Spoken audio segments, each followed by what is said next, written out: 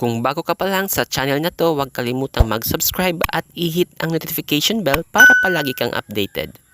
Alam niyo ba na si Idol Catherine ay mahilig pala sa elephant or elepante? Kaya pala sa kanyang Instagram at Twitter account ay palaging may emoji ng elepante.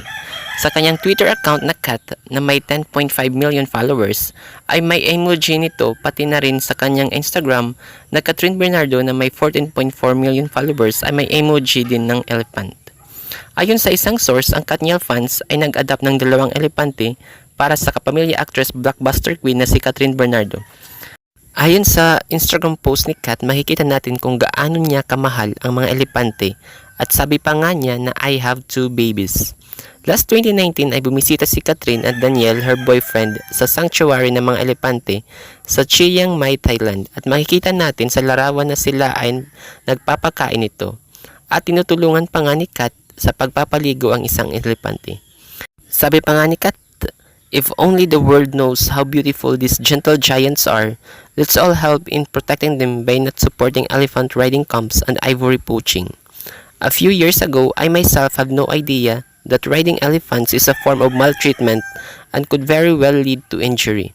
Instead of enjoying, I just felt bad for them, witnessing firsthand how the mahouts would hit them just to make them smile for pictures with tourists.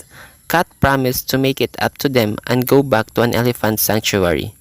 Kat also said that these gentle giants and all animals for that matter need our protection and proper care. Kagaya ng tao, ang mga elepante ay nangangailangan din ng pag-aaruga, pagmamahal at respeto, sabi ni Kat. Talaga namang napakalaki ng pagmamahal ni Kat, hindi lamang sa kanyang pamilya, kaibigan, mga fans at pati na rin sa mga hayop, kagaya ng mga elepante at kanyang alagang hayop na rin. Makikita natin din sa mga larawan kung gaano niya kamahal ang kanyang mga alagang aso. Ang iba pa nga dito ay makikita natin na kasama niya sa kanyang endorsement, movies at kanyang mga trip.